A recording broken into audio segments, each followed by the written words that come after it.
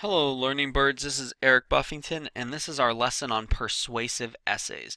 Today we are going to talk about what a persuasive essay is, how to write a persuasive essay and use persuasive language, and where to find some more information. A persuasive essay is an essay that's written to convince the reader of something.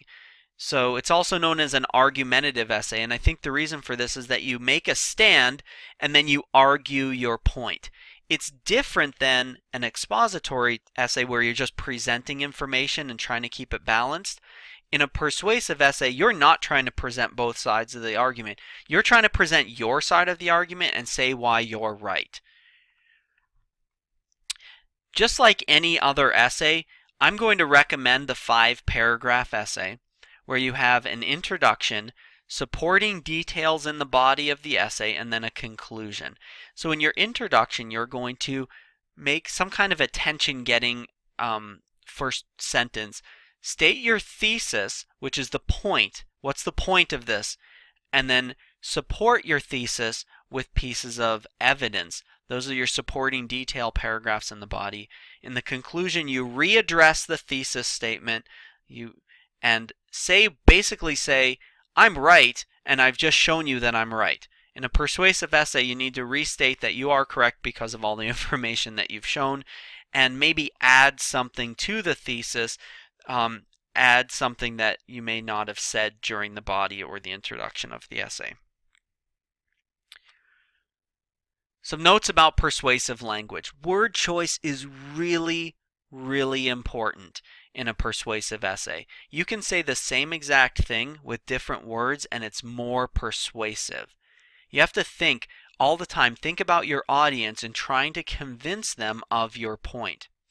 Also, because you're trying to convince your reader, you want to sound as intelligent as possible. So proofread, make sure that you don't have typos and mistakes and things that just are illogical. Make sure that your persuasive language makes you sound intelligent.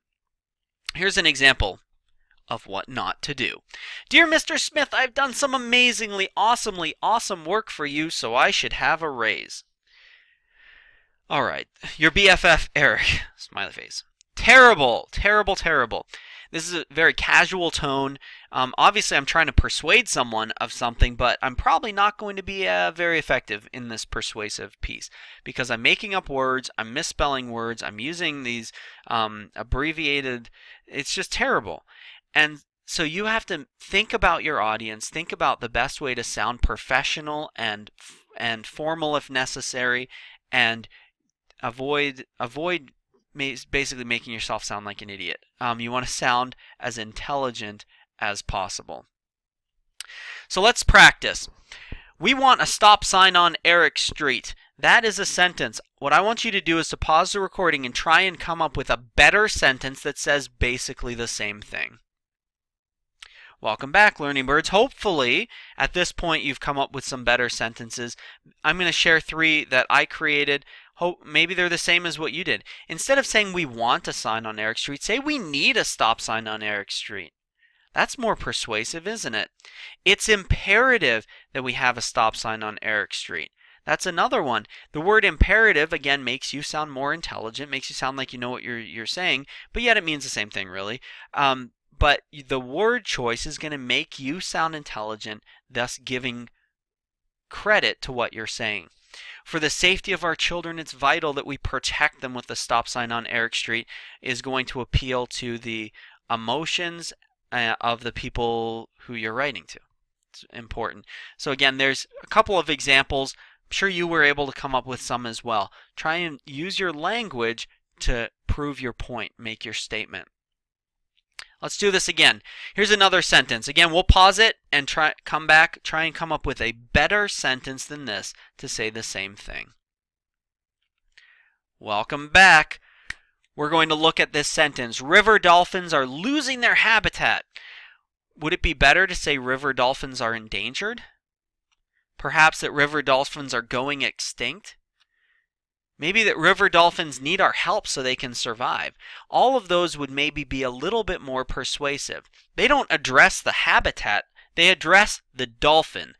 See, trying to convince somebody that water is important is probably not as easy as trying to convince them that a living thing is important. So we can use our kind of creativity here and make our sentences a little bit more persuasive.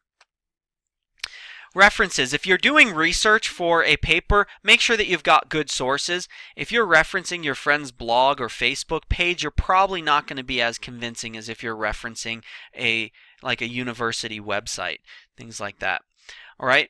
If you do research, make sure to reference the list of resources that you used for your research.